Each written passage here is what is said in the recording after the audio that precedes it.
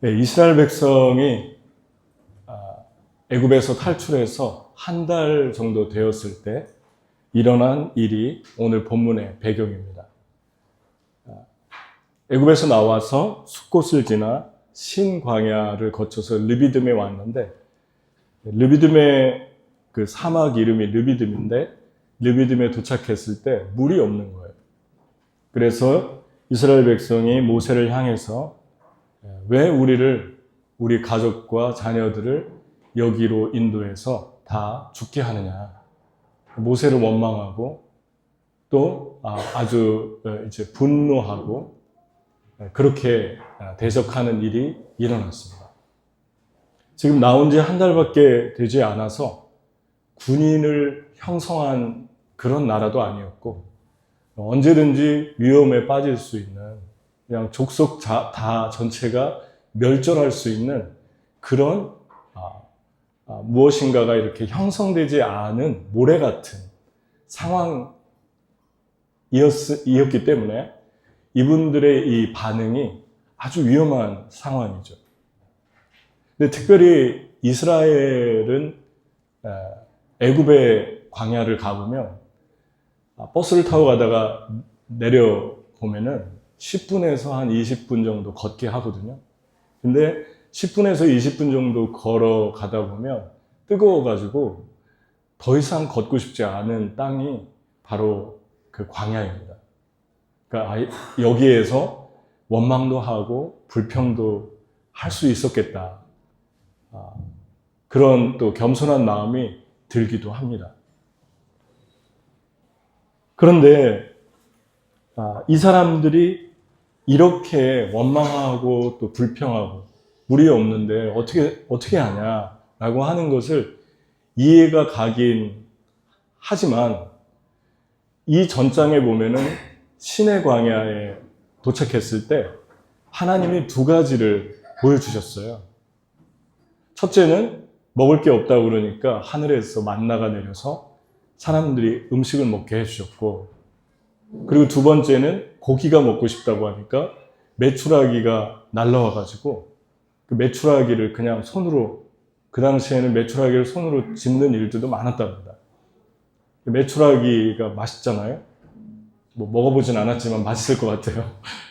저희 집 앞에도 메추라기가 이렇게 돌아다니는데 메추라기도 먹게 해주고, 고기도 먹고 음식도 먹고 다 지금 먹고 있고, 하나님이 기적을 보여주셨기 때문에 우리가 버스에서 내려서 걸어가는 거하고 그분들이 지금 걸어가는 거하고는 좀 많이 차이가 있습니다. 어떻게 보면은 아주 익사이링한 그런 순간순간을 지금 하나님의 기적을 체험하면서 광야를 걷고 있는 거죠. 그 일이 며칠 전에 일어났고, 와서 여기 지금 르비딤에 캠프를 쳤는데 물이 없다고 대드는 것은 아주 위험하고, 그리고 모든 사람들이 이런 상황이 되었을 때 다 이렇게 반응하지는 않았을 것이다 라고 생각해 볼 수 있다는 것이죠. 특별히 이런 상황에서 우리가 조금 더 생각해 볼 수 있는 것은, 르비딤이라고 하는 이름 자체가 휴식이다, 또 안식, 그리고 쉬다, 뭐 이런 아주 이렇게 평화로운 지역이에요. 그래서 지금도 르비딤이라고 하는 그 사막의 현장에는 평안하고 대추나무도 있고 또 열대나무들이 있고 물이 콸콸 솟아오르는 그런 천이 있고 아름다운 곳이라고 합니다. 그런데 오죽했으면 모세가 이름을 바꿔서 무리바, 투쟁한다, 그리고 마사, 유혹하다, 시험하다라는 말이 맞는 것 같아요. 시험하다, 그 다음에 유혹하다. 하나님을 시험했어요. 하나님이 우리 중에 계신가 안 계신가 모르겠다. 근데 하필이면은 그때 호전적인 아말렉이 공격해 온 것입니다. 이스라엘이 군대를 형성하기까지는 2년의 세월이 걸렸어요. 그래서 민수기 1장에 보면은 2년 후에 각 지파에서 청년들을 뽑아서 군대를 조직하라고 12지파에게 명령을 합니다. 그렇다면 지금 나온 지 한 달밖에 안 됐으니까 아주 위험한 상황이죠. 군대는커녕 그냥 싸울 준비가 전혀 되어 있지 않은 상황이죠. 그런데 아말렉이 이렇게 호전적인 아말렉이 쳐들어왔어요. 한번 상상을 해보면 그 캠프 안에, 텐트 안에 병든 사람도 있었겠고, 어린아이들도 있었겠고, 또 엄마 모유를 먹는 아이도 있었을 거고, 또 그 캠프 안에 또 병약한 할머니, 할아버지도 있었겠고, 그리고 또 꿈을 꾸는 젊은 청소년들도 있었겠고, 다양하게 있었을 거예요. 근데 완전히 위기 가운데 상황에 들어간 것입니다. 특별히 아말렉은 에서의 족속인데, 에서의 후손들인데, 이 사람들은 그냥 단순한 관계가 아니라 이스라엘 사람들하고 형제지간이에요. 피가 섞인 그러한 사람들입니다. 도와줘야 될 사람들이고, 그리고 여러 가지로 도움을 기대해 볼 만한 사람들인데, 오히려 이렇게 가까운 사람들이 지금 전멸시키려고 하는 거죠. 우리가 삶을 살 때 하나님 정말 같이 하고 계신가? 하나님 정말 우리와 함께하고 계신가? 함께하고 계시면 왜 이런 일이 일어날까? 이런 순간들이 우리에게 가끔씩 찾아오잖아요. 근데 우리가 원망도 할 수 있고 불평도 할 수 있지만 하나님을 향해서 싸우려고 대들다거나 아니면 하나님을 시험하려고 한다거나 그것은 아주 위험한 거라는 것을 지금 말씀을 통해서 우리 경고하시는 것입니다. 그래서 여러분의 삶에서 르비딤을 만날 때 그때 르비딤이 휴식처가 아니라 마사나 무리바처럼 보일 수 있고 그렇게 될 수 있어요. 언제입니까? 영적인 눈으로 보지 못할 때죠. 우리는 그냥 예수님 모르는 분들하고 다른 것 중에 하나가 우리는 영적인 눈을 가지고 있어요. 그래서 시각을 바라볼 때 영적으로 봅니다. 크리스찬들은. 근데 그 영적인 눈으로 바라볼 때 르비딤이 마사와 무리바처럼 되지는 않는다는 거죠. 이 휴식처에서 이런 어려움이 생겼지만 하나님께서 놀라운 또 휴식을 줄 수 있고 하나님 놀라운 일을 행하실 것이다 라고 하는 기대를 가지고 나가야 되는데 감사죠. 그런데 반대로 이 르비딤이 무리바가 되고 마사가 될 수도 있습니다.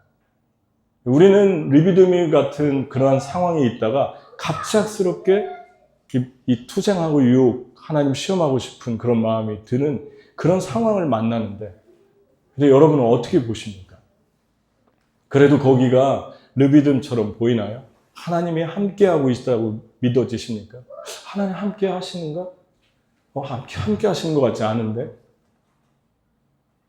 그런데 놀랍게도 이렇게 가까운 사람들이 힘들게 하는 일이 일어났는데 그리고 원망하고 불평하고 하나님을 시험하는데 하나님께서 구해주십니다. 그러니까 광야에서 하나님이 불평한다고 무조건 심판하시고 벌을 내리시고 그런 하나님이 아니셨어요. 항상 용서해 주셨고 항상 넘어가셨고 항상 기다려 주셨고 모든 기사가 다 그런 기사로 구약이 가득합니다. 그러다가 정말 끔찍한 일들을 벌였을 때 하나님이 한 번씩 심판하시는 모습이 장면이 구약에 나옵니다. 구약도 여전히 사랑의 하나님이세요. 여러분 그렇지 않아요? 여러분의 삶에도 분명히 내가 하나님께 의심하고 반항하고 잘못했는데 하나님이 오히려 우리 길을 열어주시잖아요. 그리고 하나님이 인도해 가시고 하나님이 축복해 주시는 걸 너무 많이 경험합니다. 근데 어떻게 이기셨나? 그냥 하나님이 이기게 하신 건 아니고 4가지 원리가 나옵니다. 그건 불가능한 승리였어요. 말씀의 제목처럼. 첫 번째 어떻게 이겼냐면 모세가 이 위기를 만났을 때 가장 먼저 한 말이 나는 신의 산 꼭대기로 올라가겠다. 그리고 여호수아를 불러서 네가 최전방에 가서 아말렉과 싸우라. 사람들을 선택해서 전쟁을 해라. 산꼭대기로 올라갔어요. 저도 시내산을 올라가 봤는데 시내산은 아주 험한 산입니다. 그리고 가파르고 그리고 오래 걸려요. 그리고 아무것도 없어요. 산이 이쁘지가 않아요. 아주 상박한 산입니다. 그래서 그 가파른 산을 홀로 올라가서 산 꼭대기까지 올라간 거예요. 승리의 원리 첫 번째는 우리의 삶에 이런 위기를 만났을 때 도움을 줘야 될 사람들이 꼭 우리에게 어려움을 줄 때가 많잖아요. 주로 가까운 사람들이죠. 내 옆에 있는 같이 일하는 사람들이나 나를 힘들게 하는 사람들이 낯선 사람이 거의 아닙니다. 가까이 있는 사람들입니다. 근데 그런 기대 이상의 일들이 일어났을 때 모세가 제일 먼저 한 건 산꼭대기로 올라가서 하나님 앞에 홀로 고독한 시간을 가진 혼자 선 거예요. 사람을 먼저 찾아가지도 않았고 도움을 구하러 가지도 않았고 가장 먼저 그냥 혼자 올라갔습니다. 이게 첫 번째 승리의 원리입니다. 하나님이 우리를 홀로 만나고 싶어 하십니다. 1대1로 만나면 대화가 아주 깊어집니다. 사람들을 1대1로 만날 때 되게 매력이 있습니다. 한 가정과 만나고 한 사람을 만나서 대화해보면 깊은 얘기를 할 수 있어요. 근데 주님이 우리와 1대1로 만나고 싶어 하세요. 여러분, 예수님이 모습을 우리가 모세의 모습 속에서 보는데 예수님이 항상 기도하셨죠. 근데 여러분 언제 기도하셨나 성경을 자세히 보면 몇 가지 특징이 있는데 예수님이 제자 12를 선택하기 전에 밤이 맞도록 기도하신 걸 알고 계신가요? 이렇게 적혀 있습니다. 이때 예수께서 기도하시러 산으로 가사 밤이 맞도록 하나님께 기도하시고 밝음에 그 제자들을 부르사 그 중에서 12를 택하여 사도라 칭하셨어요. 하나님이신 예수님이 하나님의 아들이 이렇게 기도했다고 나와 있습니다. 밤이 맞도록 어떻게 기도했습니까? 혼자 기도했어요. 하나님 앞에서 외로운 혼자만의 시간을 가지신 거예요. 혼자 깊은 기도를 하나님께 드렸을 때 누구를 선택해야 될지가 성령의 감동으로 오신 것입니다. 여러분들과 저의 삶에는 선택의 연속이죠. 직장도 그렇고 사람도 그렇고 계속 선택해야 돼요. 두 가지 길에서. 몇 가지 길에서 이 사람을 만나야 되나 말아야 되나, 이 일을 해야 되나 말아야 되나, 이걸 사야 되나 말아야 되나. 하나님께 기도하면 하나님이 우리의 결정, 우리의 생각, 우리의 마음을 주관하기 시작하고 아주 지혜로워집니다. 영적이어집니다. 두 번째는 예수님이 오병이의 기적을 행하셨는데 오병이의 기적을 행하신 다음에 뭐 하셨죠? 산으로 혼자 올라가셨다 나와 있습니다. 밤이 맞도록 기도하다가 제자들이 배 타고 가면서 풍랑만 난 거를 기도하다 보시잖아요. 그러니까 어떤 위대한 일을 이루고 났을 때 오병이어로 5,000명을 먹인 일은 큰 일인데 그런 일을 이루고 났을 때 사람은 이렇게 흥분되잖아요. 내가 대단한 일을 해서 내 스스로가 대견스럽고 그때 잘못하면 우리가 또 길을 잃습니다. 교만해지고 또 실수하게 되고 너무 감정이 이게 격해지면 나도 모르게 또 금방 후회할 말들과 행동을 하게 됩니다. 그러한 감정과 그러한 파도 같은 우리의 생각들을 건강하게 실링해주고 다시 재배치해주고 리어레인지 해주는 일이 바로 혼자 하나님 앞에 기도하는 것입니다. 그러면 제자리를 찾아갑니다. 그리고 그 다음이 보입니다. 승리 후에도 도취되지 않고 영적으로 기뻐하는 일들이 일어납니다. 예수님의 홀로 주님 앞에 선 시간이죠. 십자가 지기 전에 겟세마네 동산에서 땀이 핏방울이 되도록 홀로 기도하셨습니다. 제자들한테 기도 좀 해달라고 부탁했는데 자고 졸고 그러고 있잖아요. 그래서 와보니까 깨서 이제 기도하려고 하니까 이제 다 됐다. 가자. 그리고 제자들이 전부 도망가고 시험에 들잖아요. 베드로는 3번 부인하고. 이게 기도의 차이죠. 그러니까 예수님이 항상 주님 앞에서 소중하게 생각했던 게 승리할 수 있었던 원리를 우리에게 아주 간단하게 가르쳐 줍니다. 어떤 일을 하기 전에 어떤 일을 이루기 전에 십자가는 예수님의 사명이었어요. 하나님이 저와 여러분에게 주신 사명들이 있는데 그 사명을 이루기 전에 하나님께 기도하는가? 기도해야만 이룰 수 있어요. 바른 선택을 할 수 있고. 마지막으로 하나 더 들면 사람들이 다 예수를 찾나이다. 주를 찾나이다. 예수님 어디 갔나 계속 찾아서 가보니까 예수님 혼자 기도하고 있는 거예요. 사람들이 지금 줄 서서 기다려요. 줄 서서 기다린다면 기도고 뭐고 다 팽개치잖아요, 우리는. 사람이 중요하지. 돈 벌어야지. 예수님은 사람들이 줄 서도 그것보다 하나님 앞에서 홀로 서는 시간이 생명처럼 소중했습니다. 그게 예수님의 삶이었습니다. 그런 관점에서 보면 모세도 홀로 하나님 앞에 서잖아요. 이게 아무것도 아닌 것 같은데 우리에게 놀라운 승리, 그리고 놀라운 하나님의 기적, 위기가 축복으로 둔갑하는, 바뀌는 그런 놀라운 일들을 일으키는 첫 번째 원리. 홀로 서는 시간을 아무것과도 타협하지 않는 것입니다. 두 번째 원리가 나오는데 연합하라. 처음에는 홀로 서는 거고 연합하라. 모세의 손이 올려서 기도를 했어요. 근데 여러분 손을 들 때는 언제 들죠, 우리가? 손을 들었다는 건 뭐죠? 두 손을 들었다는 건 뭐죠? 오늘도 찬양할 때 두 손 들었는데 왜 들었죠? 우리 기성 형제 왜 들었죠? 예. 손 들었잖아요. 마스크 꼈으니까 그냥 제가 대신 얘기해 줄게요. 하나님의 은혜 그리고 항복, 주님이 모든 걸 다스리십니다. 이거 맞죠? 저도 그래서 하나님께 항복하면서 이게 드는 거예요. 하나님, 나를 부인하는 거죠. 나는 할 수 없습니다. 근데 모세의 이 반응하고 하나님을 향해 싸웠던 무리바, 투쟁하고 대조적이잖아요. 반대의 말이잖아요. 그러니까 일부에서는 하나님과 싸우고 있고 한 사람은 손을 들고 항복하고 있고. 여러분과 저의 삶에서 승리는 하나님하고 싸운다고 오는 게 아닙니다. 하나님을 원망하고 하나님께 불평하고 그게 삶의 습관이 되고 취미가 되고 거기서 오지 않습니다. 그건 우리를 파멸시키죠. 하나님께 항복하는 사람이 따로 있잖아요. 모세입니다.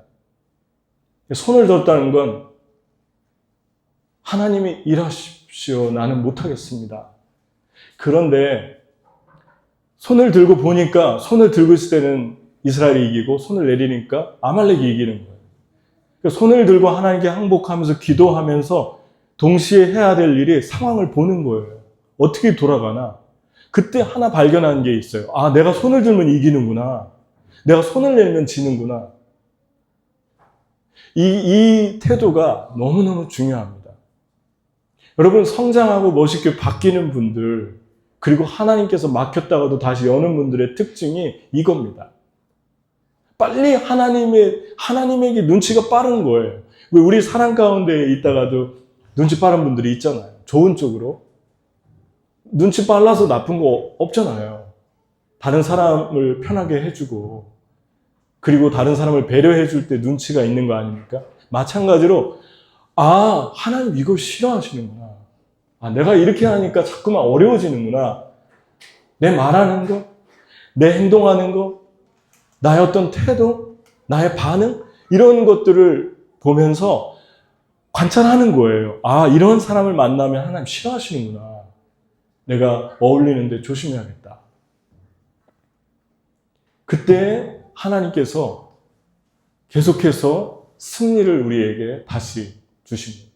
실패했어도 그 다음은 승리가 우리를 기다리고 있습니다. 이게 손을 들고 기도하면서 상황을 보는 거예요. 보면서 기도하세요.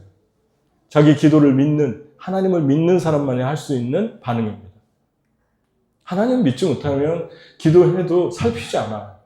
하나님 어떤 길을 열고 있지? 하나님이 어떻게 지금 일하시고 있지를 보면 보입니다. 이게 모세였어요. 그런데 그 손이 내려오니까, 피곤하니까 내려올 거 아니에요? 하나는 아론이 형이죠. 또 하나는 훌이 손을 받쳐서 올려줍니다. 근데 의자를 갖다가 돌을 밑에 놓고 앉혔어요. 힘이 되니까. 이게 내려오면 지니까 그때 하나님이 다시 이기게 하십니다.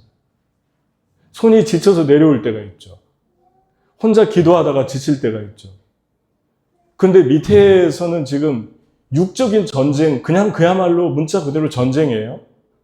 고대의 역사 속에서 있었던 전쟁인데 위에서 기도하면 이기고 내리면 지는 거니까 그냥 전쟁이 아니잖아요. 어떤 전쟁입니까? 영적인 전쟁이에요. 눈에 보이지 않는 싸움이에요. 여러분의 삶에서 일어나고 있는 어려운 문제들이 다 영적인 전쟁으로는 볼 수 없지만, 그러나 많은 경우에 그것이 영적인 것과 연결되어 있다는 것을 시인하지 않을 수가 없는 거예요. 여러분의 재정 문제, 여러분의 관계 문제, 또 여러분의 길에 풀리는 문제, 그러한 모든 것들을 사단은 파괴하고 싶어 합니다. 그리고 파괴해서 우리의 영혼을 상하게 만들고 상하게 만들어서 하나님께도 나가지 못하게 만드는 일들을 할 때가 있어요. 그런데 하나님은 그런 순간들을 하나님 앞에 연합하는 자들, 손을 받쳐주는 사람들, 계속 확인하는 사람들, 함께 받쳐주는 사람들을 통해서 상황을 다 바꾸십니다. 이게 두 번째 승리의 원리예요. 너희가 사랑하면 사람들이 내 제자인 줄 알리라. 그 사람들이 어떤 사람들이에요? 세상 사람들이에요.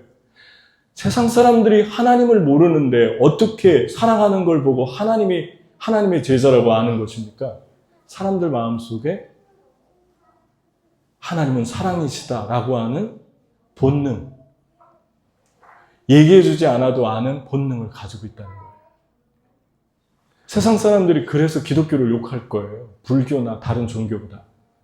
왜냐하면 인정한 셈이에요. 기독교는 너네들은 달라야 돼. 그 말 듣는 게 그렇게 나쁜 거 아니에요. 부담스러운 거 아닙니다. 왜냐하면 왜 우리에게만 그렇게 공격합니까? 너네들은 하나님의 사람이잖아. 너네는 예수님의 사람이잖아. 그게 하나님을 인정하는 것입니다. 진짜 어려운 일을 만나면 하나님을 찾는다고 그러잖아요, 사람들은. 아이고, 하나님 그런다고 그럽니다. 많은 신들을 믿어도 아이고, 하나님 살려주세요 그런다고 합니다.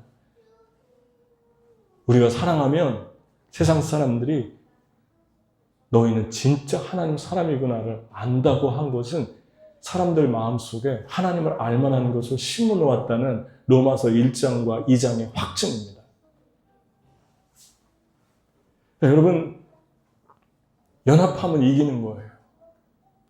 주님의 일 가장 많이 하는 사람들이 누군가의 손을 받쳐주고 위로해주고 격려해주는 사람들인데, 이런 사람들은 하나님을 믿는 사람들이고 믿음의 깊이와 비례합니다. 형제가 연합하여 동감이 어찌 그리 선하고 아름다운가. 헐몬산에서 흘러내린 이슬 같고 아론의 수염에 내리는 기름 같도다. 제사장이 머리에 기름을 붓잖아요. 그 비싼 향유 기름을 부으면 얼굴을 타고 내려오는 거죠. 광야 같은 사막의 지역에 사는 나라들은 기름을 자주 부었어요. 머리와 얼굴과 몸에. 왜냐하면 너무 드라이하니까. 그리고 냄새가 많이 나니까 향기롭게 하려고. 하나님의 볼 때 너희가 서로 연합하면 그 모습이 가장 향기나는 향수 같다. 이 세상의 최고의 향수 같다. 그렇게 말씀합니다.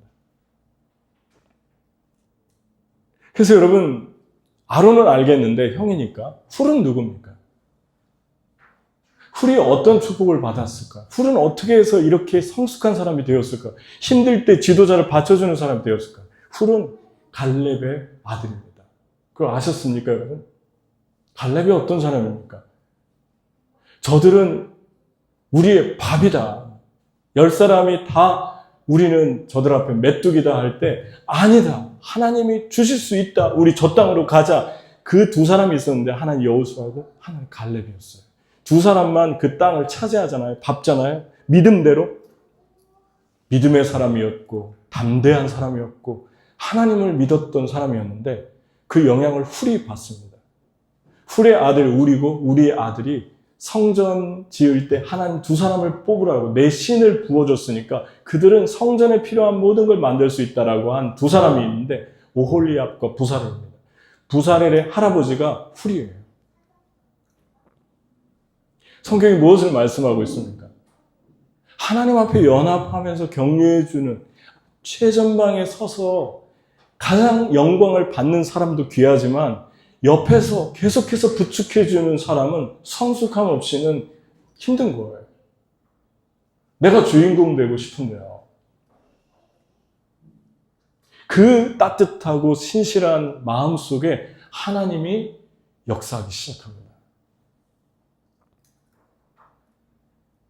여러분, 이 승리의 가장 결정적인 일을 한 사람이 보이지 않는 이 세 사람이었어요. 그냥 기도가 아니라 서로 밀어주고 격려하면서 삼겹줄이 돼서 묶였어요. 그리고 거기서 파워가 흘러나와서 전쟁터로 갑니다. 요한 웨슬레가 그랬잖아요. 프랑스는 칼로 정복을 하고 사람들을 너무 많이 죽였어요. 혁명이 일어났을 때. 비슷한 시기였는데. 근데 왜 영국은 그런 혁명이 일어나지 않고 조용히 사람들이 변화되었는가? 사회가 바뀌었는가? 한 집 건너서 술집이 있고 자기 집 지하에 바가 있고 그게 영국 당시에 17세기, 18세기 영국이었어요. 요한 웨슬레의 일기를 읽어보면 전기를 읽어보면 그게 나와 해군의 밧줄이 모자랄 정도였다. 사람들이 교수형을 받아야 되니까 너무 죄가 많고 불법이 성하고 그런데 그 나라가 바뀌었어요. 통째로. 한 사람이 있었잖아요. 요한 웨슬레가 있었어요. 광산에 가고 군인에 가고 사회 그 길거리에서 하나님 말씀을 외쳤고 그들이 회개하기 시작하면서 부흥이 일어났는데 그게 영국을 뒤바꿔 놓은 거예요. 요한 웨슬레가 유명한 말이었습니다. 하나님 나에게 10명만 주십시오. 그러면 내가 세상을 바꾸겠습니다. 이게 요한 웨슬레였어요. 여러분, 하나님께서 여러분과 저의 삶에 신실하게 성숙하게 받쳐주는 사람 몇 명만 있으면 놀라운 일들을 이루실 수 있음을 믿습니까? 여러분과 저는 어떤 삶을 살고 있습니까? 저는 이번 주에 아울리스 갔다 온 3주 만에 우리 장정임 선교사님과 저와 저는 항상 선교사라고 생각해요. 선교사고요. 뼛속까지. 뉴욕의 선교사, 또 몽골의 선교사, 한국의 선교사로 와 있습니다. 몽골에 갑자기 가야겠다는 마음을 주셔서 연락도 안 하고 그냥 갔어요. 비행기표 끊어가지고. 마일리지가 있어서. 갔는데 내려가지고 전화를 하니까 깜짝 놀래죠. 리더들이. 그리고 너무 좋아하고 기뻐하고. 그래서 1대1로 계속 가족 1대1로 계속 만났어요. 그 교회를 맡고 있는 MMC, 몽골리안 미션 출처를 맡고 있는 아르뜨나 대기를 나오라고 해서 만났는데 얘기를 하는데 이번 선교 끝나고 너무너무 힘이 되고 있대요. 왜냐하면 젊은이들이 계속 친구를 데리고 온대요. 자기 친구를 데리고 오고 있고 그들이 너무 자기를 서포트하고 있대요. 이 사람 지도자잖아요. 전도사님 같은 분이잖아요. 그래서 힘이 난대요. 얼굴이 밝아졌어요. 그래서 교회가 다시 활력을 찾고 부흥이 일어나고 우리가 같이 여기서 선교한 결과입니다.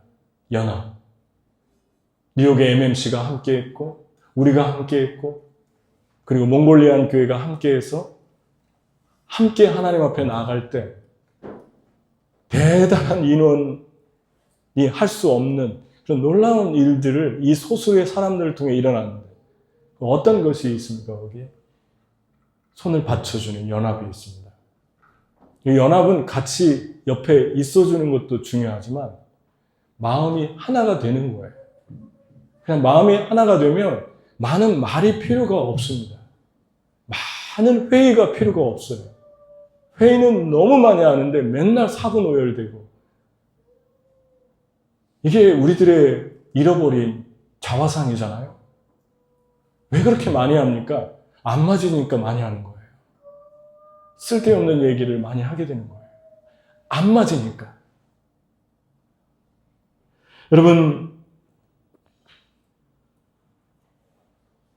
하나님께서는 심지가 견고한 자를 축복에서 평강에서 평강으로 인도하시나니 라는 말씀을 선지서에 하고 있어요. 구약에. 심지가 견고한 것이 무엇입니까? 한결같음입니다. 충성스러움입니다.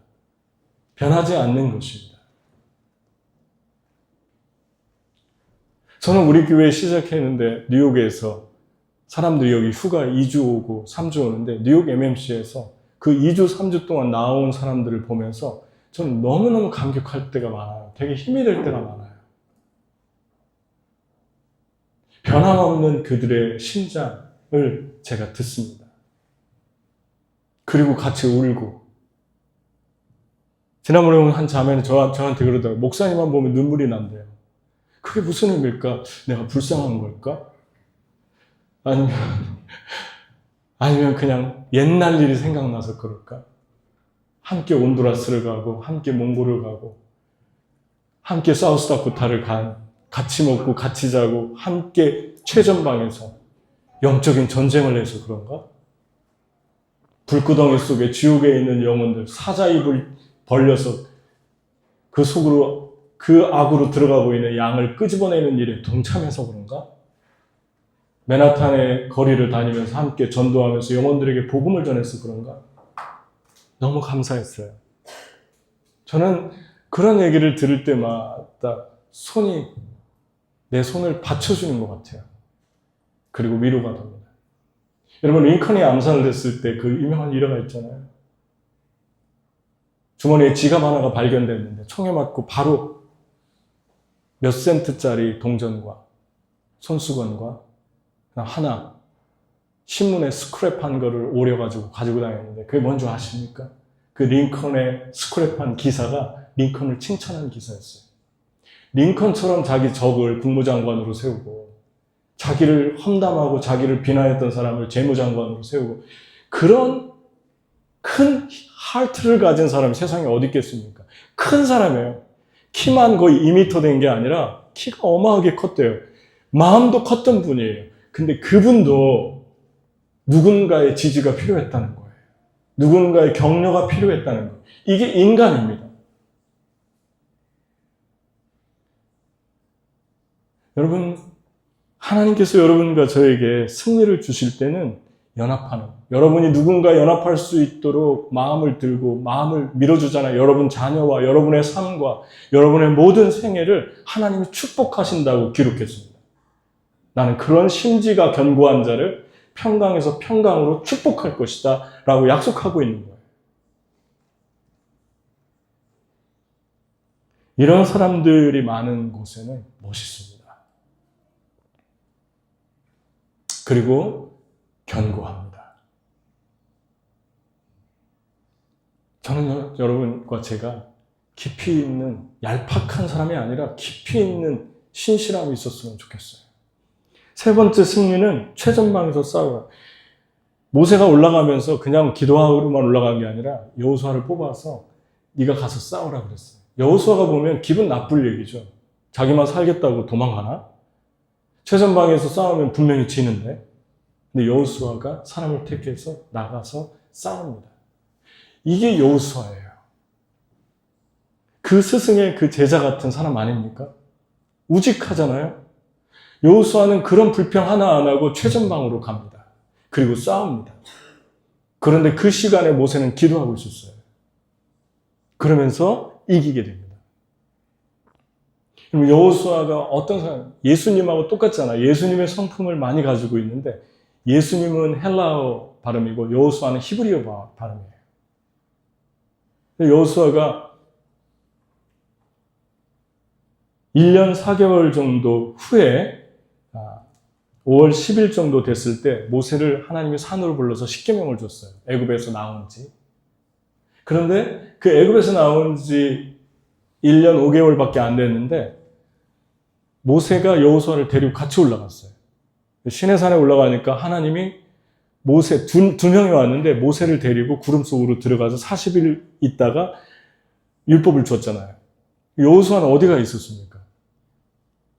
여호수아는 그 다음에 기록도 안 나와요, 성경에. 아마 중보기도 하고 있었을 거예요. 어디 저기 한쪽에 가서. 모세가 나올 때까지. 모세가 나왔는데 얼굴에 광채가 나는 거예요. 하나님하고 같이 있다 보니까. 그런데 하나님하고 같이 있다가 나와서 내려갔는데 사람들이 또 모세에게 주목합니다. 모세의 얼굴만 바라봅니다. 여호수아는 바라보지도 않아요. 하나님이 여호수아에 대해서 침묵하시고 계세요. 모세만 모든 빛을 다 받는 거예요. 여호수아가 그런 사람이에요.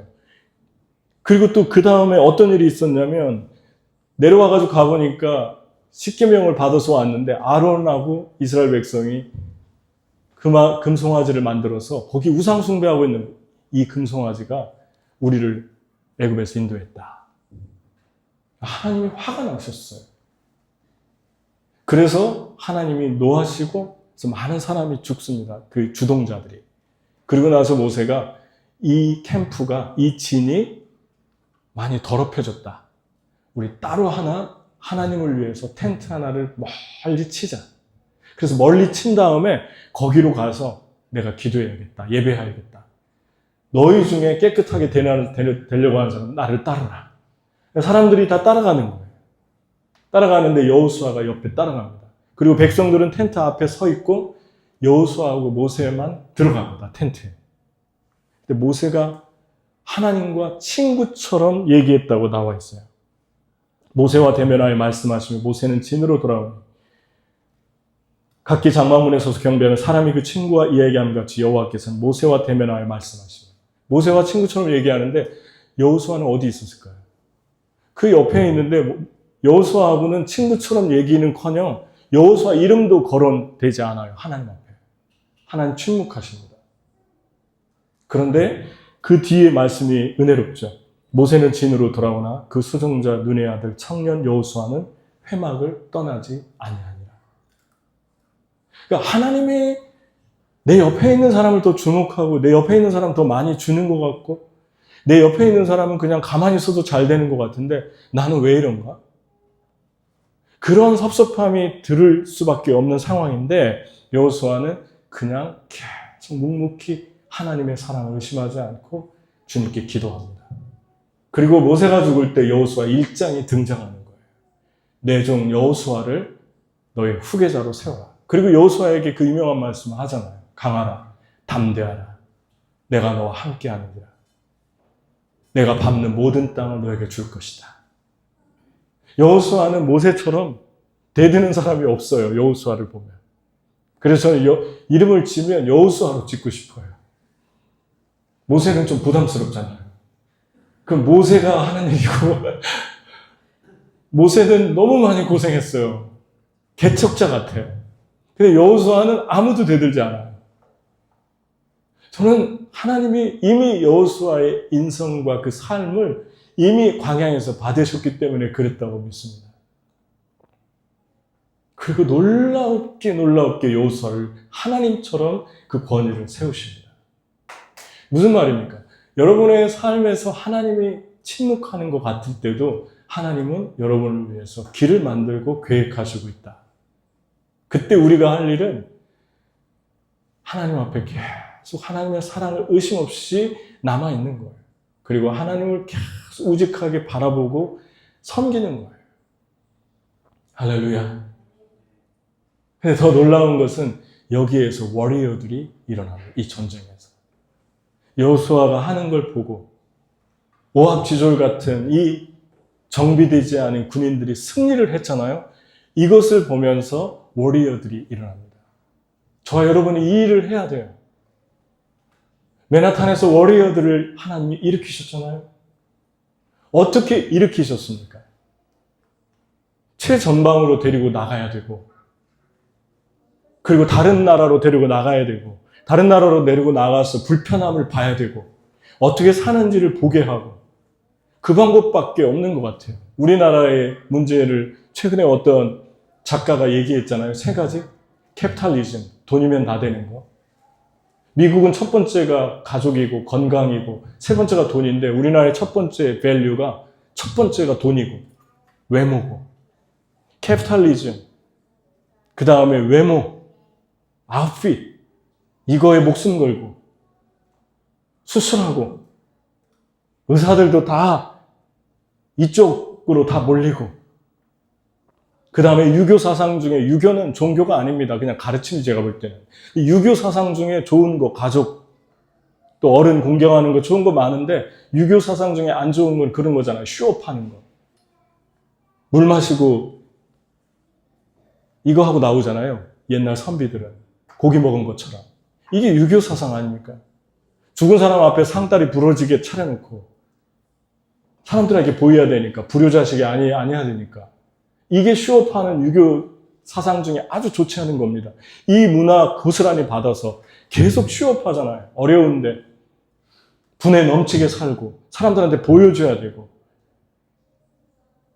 젊은이들도 너무나도 이제 자기밖에 모르는 이기주의적인 그러한 속에 들어간 것 같고 너무 잘 사는데 반면에 우울하고 자살률이 세계 1위고 불면증 때문에 못 자는 젊은이들이 너무 많고 알코올 중독이 세계 1위고 뭐든지 안 좋은 것도 다 1위예요. 이혼율 세계 1위고 오펙 나라 중에 OECD 나라 중에 그런데 그거 어떻게 극복할 수 있을까요? 저는 그들을 전쟁터로 데리고 나가는 거예요. 영적인 전쟁터로 데리고 나가는 거예요.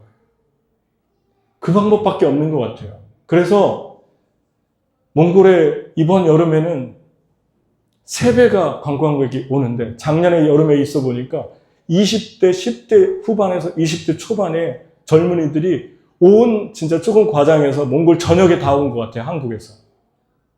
텐트에서 자는데 옆에서 전부 한국말 해요. 별 보러 나가자. 새벽 2시에 일어나가지고 별 보자 하는데 한국말이에요. 올해는 3배가 온답니다. 그 여행 왜 옵니까? 푸르공이라는 러시아 차를 타고 3시간이 아니라 10시간, 15시간을 달려서 갑니다. 근데 그 차는요, 에어컨도 없는 차예요. 그리고 러시아 의자들은 아주 딱딱합니다. 이렇게 돼 있어요. 공산주의 국가라 그런지 의자가 다 이렇게 돼 있어요. 이렇게 하고 가야 돼요. 딱 직각으로 앉아가지고. 왜 그렇게 몰려들까요? 그들의 내면 속에 뭔가 그리워하고 있는 거 아닐까 싶어요. 그런데 그거 가지고 안 됩니다. 영적으로 그 땅에서 예배하고 불편함 속으로 들어가고 외모에 목숨 걸지 않는 사람들의 모습을 보게 하고 그리고 사람을 그리워하는 그들의 눈빛을 보게 하고 만나게 하고 그래서 임팩을 줘야 됩니다. 저 여러분이 이 일들을 같이 해나가야 돼요. 몽골뿐만이 아니라 어려운 지역을 찍어서 그들로 데리고 가야 됩니다. 그것만이 이 나라의 젊은이들이 살 길입니다. 불편하고 힘들고 편안하지 않는 곳으로 가야 돼요. 외모에 목숨 걸지 않고 돈에 목숨 걸지 않는 곳으로 가야 돼요. 아직까지 몽골은 그런 것 같습니다. 순수합니다. 사람을 그리워하고 인간미가 있어요. 여러분, 그래서 영적인 워리어들이 일어납니다. 최전방에서 싸울 때. 여러분, 하나님께서 우리를 보내시는 그곳이 아무리 힘겨워 보여도 하나님이 우리를 보낼 때 이때가 45살이었거든요. 여호수아가. 45살이 어떤 나이입니까? 제가 볼 때는 40대가 인생의 후반전에 들어갈 때인데 전반전은 양으로 살고 후반전은 질로 산다고 하잖아요. 하프타임이라는 책에 보면. 전반전은 뭐든지 다 할 수 있을 것 같은데 시간이 지나고 나이가 들면 못할 거를 인정하죠. 그리고 하나만 선택합니다. 처음부터 후반전 가는 사람들은 아예 그걸 알고 20대, 10대부터 하나만 선택합니다. 그럼 후반전 바로 들어간 거죠. 후반전이 40대에 주로 시작된다고 저는 생각해요. 인생의 최고의 야망과 꿈을 펼치는 시간이 40대인데 45세의 야망의 시간이에요. 그런데 죽으러 가잖아요. 무슨 말입니까? 가족도 있고 자식도 있는데 기꺼이 희생하려고 거기를 들어가잖아요. 하나님께 희생하려고 여러분의 삶을 드리려고 하면 하나님이 여러분을 세우시고 살리십니다. 그리고 하나님이 책임져 주십니다. 몇 번이나 불구덩이 속으로 들어가 보셨습니까? 여러분 몇 번이나 손해보려고 하나님이 여러분과 저의 삶을 있으라고 하는 곳에 가보셨습니까? 하나님이 눈빛을 바라보는 그 땅을 우리가 같이 바라보기를 원하고, 하나님이 눈물이 있는 그 일을 우리가 하기를 원하고, 그 눈물을 우리가 같이 흘리기를 원하고 그랬으면 좋겠어요. 네 번째, 그때 승리가 있습니다. 마지막, 지팡이를 손에 잡았어요. 주님이 뭐라고 했냐면 나일강을 쳤던 지팡이를 손에 잡아라. 그리고 반석을 쳐라. 반석 쳤더니 물이 터졌어요. 물을 마시고 기쁨도 채 가시기 전에 아말렉이 쳐들어왔어요. 그런데 모세가 이 지팡이를 잡고 산꼭대기로 가서 아말렉을 또 이깁니다. 이 지팡이가 뭡니까? 여러분 지금 위기인데 뭐 이런 썩어 빠진 지팡이, 낡아 빠진 지팡이, 양 키우던 이 지팡이 하나가 뭐가 그렇게 소중합니까? 근데 이 지팡이는 다른 지팡이잖아요. 이 지팡이 뭐죠? 주님이 나와 함께 그동안 함께 하셨던 사람. 이 지팡이만 보면 생각나는 거예요. 떠오르는 거예요. 이 지팡이가 여러분 가지고 있습니까? 이 지팡이가 여러분 노트여야 돼요. 하나님이 여러분 가운데 역사하셨던 구체적인 노트여야 되고, 언제든지 눈에 잘 보이는 곳에 있어야 되고, 그리고 여러분의 생각으로 한시도 잊어버리지 않을 수 있는 그러한 눈으로 볼 수 있는 그래픽이어야 해요. 사람이면 더 좋습니다. 이거를 여러분 꼭 만들어 놓으세요. 여러분 글씨를 벽에다가 써놓는 거하고 안 써놓는 거하고 차이가 있잖아요. 그림을 보는 거하고 보지 않는 거하고 차이가 있잖아요. 여러분 주변에 보기만 해도 심장이 뜨거워지는 주님이 나에게 주신 그 사랑의 표징들, 그 은혜들을 계속 반복해서 여호수아의 귀에 외워 들리라. 여호와 니시의 하나님을 외워 들리라 그러잖아요. 여러분의 지팡이가 무엇인가요? 최고는 성경이고, 성경을 볼 때마다 주님을 보잖아요. 그 다음에 십자가입니다. 십자가 나무.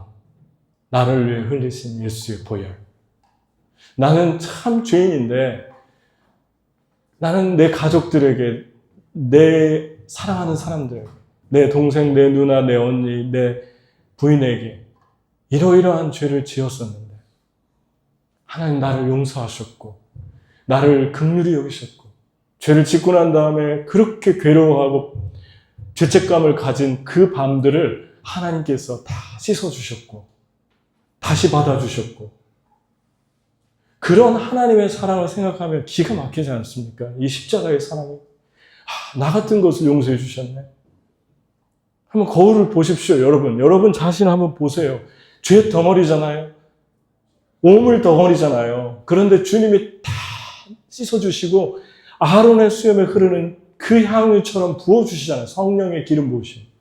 향기 나게 해주셨잖아요. 그게 십자가 사랑 지팡이입니다. 여러분의 지팡이 뭔가요? 떠올리십시오. 생각하십시오. 치매 걸린 분들 고통을 한번 생각해 보셨어요? 치매 걸린 분들의 가장 큰 고통은 생각의 파괴입니다. 생각이 얼마나 여러분과 저를 부욕해 합니까? 아름다웠던 기억, 아름다웠던 추억, 아름다웠던 하나님의 은혜들을 생각하면 가슴이 생각만으로도 뜨거워지잖아요. 그게 최고의 하나님의 선물입니다. 그럼 어려웠던 거 다 주님이 치료해 주시잖아요. 더 강하게 만들어 주시잖아요. 상처를 흔적으로 만들어 주시잖아요. 아프지 않잖아요. 흔적은 남아있는데. 능력이 되지 않습니까? 생각만큼 우리에게 좋은 선물이 어디 있습니까? 생각나게 하는 가장 큰 선물 중에, 기억나게 하는 최고의 선물 중에 하나가 냄새라고 하잖아요. 냄새를 맡으면 내가 가장 사랑했던 장소가 떠오르고 사람이 떠오르고 가장 행복했던 순간이 떠오릅니다. 그게 다 생각을 통해서 이루어집니다. 생각하세요. 그게 승리의 원리입니다. 하나님 이때도 승리를 주셨지, 이때도 승리를 주셨지, 이때도 승리를 주셨지. 그럼 예배하고 싶어집니다. 어려움이 왔을 때 끝내야겠다 이게 아니라 주님을 바라보게 됩니다. 기다리게 됩니다. 같이 기도하겠습니다. 이 시간에 우리 같이 기도할 때 이 네 가지 승리의 원리 중에 지금 가장 중요하게 할 것이 무엇입니까? 여러분과 제가 가장 중요하게 붙들어야 될 것이 무엇입니까? 하나라도 붙들면 좋겠습니다. 아니면 다 붙들면 더 좋고요. 하나라도 제대로 붙들면 좋겠어요. 기억하면 좋겠어요. 그리고 행함으로 옮겼으면 좋겠습니다. 하나님 감사합니다. 하나님, 내 삶의 모든 것들을 주님께 맡기고 내가 손을 듭니다. 주님께 손을 듭니다. 때로 우리 마음이 항복이 되지 않으면 손을 들어도 좋습니다. 실제적으로 문자적으로 손을 들어도 괜찮아요. 벌쓰라는 얘기가 아니라, 자학하라는 얘기가 아니라 그냥 하나님께 항복이 되지 않을 때 몸을 먼저 들면 마음을 움직일 수도 있습니다. 내 몸이. 이 시간에 같이 기도하겠습니다. 하나님, 내가 주님께 손을 듭니다. 나를 위해서 싸우시는 주님, 오늘도 승리케 하시고 불가능한 것을 승리로 바꾸신 주님, 이것은 주님이 하셨습니다. 여호와 니시의 하나님, 승리케 하신 하나님입니다. 우리 같이 기도하겠습니다. 우리 인생의 느비듬이 무리바가 되지 않도록, 무리바라도 또 맞사라도 느비듬으로 바뀔 것입니다. 주님이 바꿀 것입니다. 여러분의 생애와 삶을 다 바꿀 것입니다. 주님만 바라보시고 주님만 의지하십시오. 승리할 수 있습니다. 다시 바꿔줄 수 있습니다. 하나님 아버지 감사합니다. 저희들 주님을 찬양합니다. 주님을 예배합니다. 주님을 찬송합니다. 주님 붙들어 주옵소서. 주님 인도해 주옵소서. 주님 찬양합니다. 주님 의지합니다. 우리 서로에게 훌과 아론 같은 존재가 됩시다. 우리 손을 들어주고 받쳐주고 그러면 그 다음은 시간 문제입니다. 너무 염려하지 않아도 됩니다. 양적인 것은 그냥 따라옵니다. 그런 것들 그렇게 너무 연연할 필요 없습니다. 손을 받쳐준다는 건 질적인 것입니다. 성숙함입니다. 인성의 변화입니다. 내 가족의 손을 받쳐주고 내 교회의 손을 받쳐주고 내 옆에 사람의 손을 받쳐주고 주님 격려하며 위로하며 살게 하소서. 몽골의 지친 영혼들의 손을 받쳐주고 열방의 영혼들의 손을 받쳐주고 하나님 한 영혼들을 세우며 살아가게 해 주옵소서. 같이 기도하게. 우리 같이 한번 일어나서 하나님 내가 항복합니다. 우리 일어납시다. 하나님께 주님께 맡기고 기도합시다. 주님 감사합니다. 주님을 찬양합니다. 주님을 예배합니다. 주님을 찬양합니다. 주님께서 인도해 주시옵소서. 주님이 모든 걸 이끌어 주시옵소서. 하나님 계속해서 아버지 하나님 우리가 손을 받치며 또 하나님 우리가 서로가 서로를 자원하고 아버지 밀어주고 격려해주고 그렇게 살 수 있도록 도와주시기를 간절히 기도합니다. 하나님 우리는 부족합니다. 주님 저희들을 사용해 주시고 하나님께 쓰여지게 하시고 주의 영광을 위해 사용될 수 있도록 인도하여 주옵소서. 하나님 아버지 이 세대의 영혼들의 전쟁을 일으키게 하시고 아버지 하나님이여 아버지 워리어들이 일어나게 하시고 하나님의 영적인 전사들이 일어나게 하시고 하나님 이 MZ세대 또 이 젊은 세대 앞으로 오고 있는 새로운 세대 또 어린아이들 그리고 또 청소년들 이 세대 영혼들이 일어나서 온 열방에 하나님의 사랑과 십자가의 사랑을 전하게 하시고 예수 그리스도를 전하게 하시고 아버지의 사랑을 전할 수 있도록 도와주시옵소서. 우리 한 번 더 기도할 때 우리 교회를 위해서도 기도해 주십시오. 하나님이 교회를 통해서 앞으로 일어나고 있는 우리 노아와 하임이 같은 세대 그리고 청소년들 그리고 현진이 현우 같은 세대 그리고 청년들 그리고 이 중년들 20, 30대, 30대, 40대, 50대, 60대 이 모든 영혼들 또 70대 한 분 한 분이 일어나서 하나님의 영광을 위해 쓰여지게 해 주옵소서. 하나님 우리를 사용해 주옵소서. 나를 사용해 주옵소서. 하나님 죄질 시간이 없도록 나를 바쁘게 주의 영광을 위해서 사용해 주옵소서.